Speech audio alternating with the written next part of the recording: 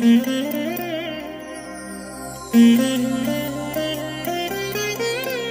దినం పరము నుండి దిగివచ్చు మాట. ఇది నీ జీవితానికి వెలుగుల బాట. నీ ఒడిలో ఉంచబడిన దీవెనల మూట, అద్భుతాల ఆనంద ఊట.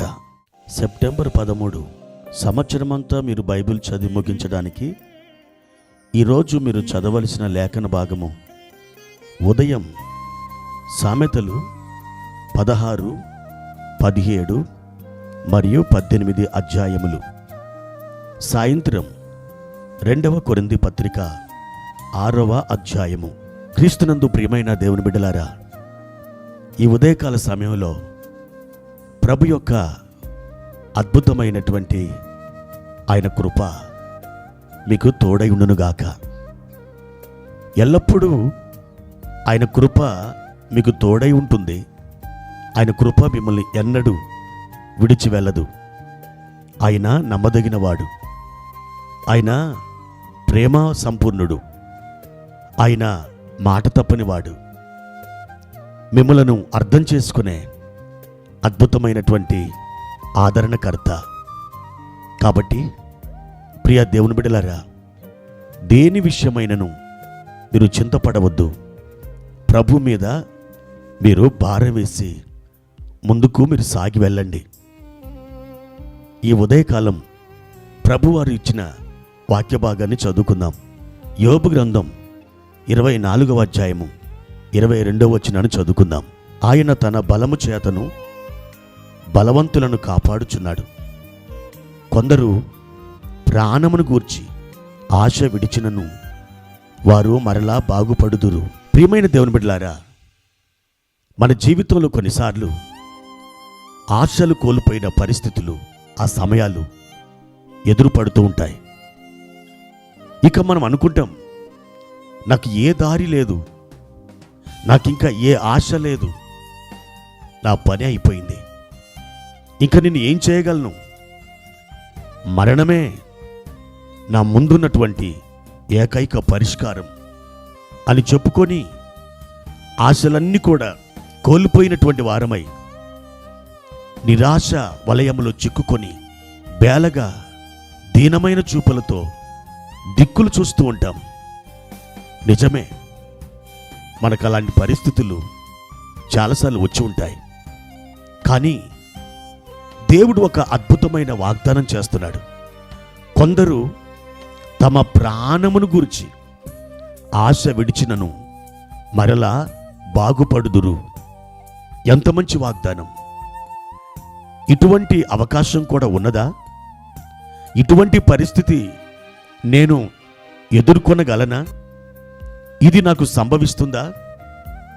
ఒకవేళ అలాగే నాకు జరిగితే నేనెంత అదృష్టవంతుణ్ణి, నేనెంత అదృష్టవంతురాల్ని అని మనం అనుకుంటాం. ప్రియ దేవుని బిడ్డ, దేవుని వాక్యం ఎన్నడూ అబద్ధం కాదు.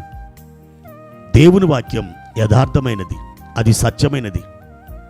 ఆ వాక్యాన్ని ఏ సమయంలోనైనా, ఏ పరిస్థితుల్లోనైనా మనం దృఢంగా నమ్మవచ్చు.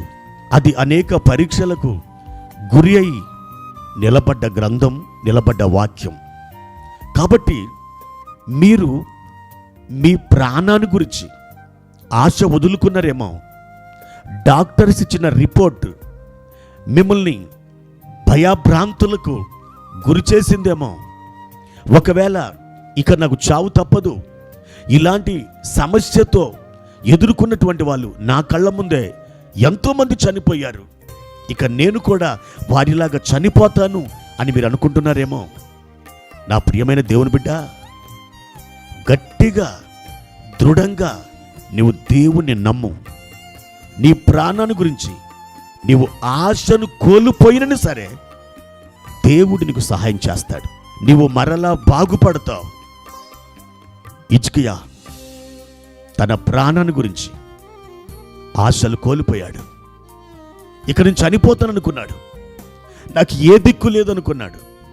గోడ తట్టు తిరిగి తన గోడునంత వెళ్ళబోసుకుంటున్నాడు. ఆ సమయంలో ఏం జరిగింది?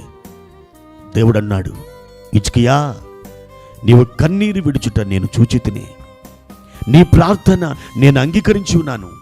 నీకు 15 సంవత్సరముల ఆయుష్ని ఇచ్చేదను. గొప్ప వాగ్దానం. అదే వాగ్దానం ప్రియ దేవుని బిడ్డ మీతో మాట్లాడుతున్నాడు. మీ కన్నీరుని దేవుడు చూశాడు. మీ వేదనని ఆయన ఆలకించాడు.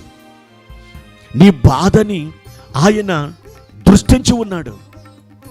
ఈరోజు ధైర్యముతో ప్రభు తట్టు చూడు. నీ ప్రాణమును గురించి ఆశ వదిలినను నువ్వు బాగుపడతావని దేవుడు నీతో మాట్లాడుతున్నాడు.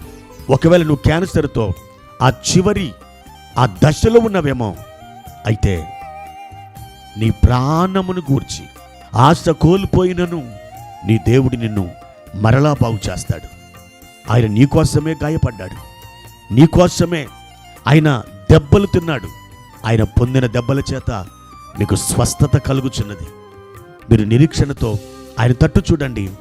అద్భుతమైన స్వస్థత మీరు పొందుకుంటారు. ఒకవేళ మీరు డాక్టర్స్ యొక్క ఆ రిపోర్టును చూసి భయపడుతున్నారేమో, డాక్టర్స్ యొక్క రిపోర్టు దేవునికి ఎప్పటికీ సపోర్ట్ కాదు. దేవుని వాక్యమే నీకు సపోర్ట్. దేవుని మాటయే నీకు ఆధారం.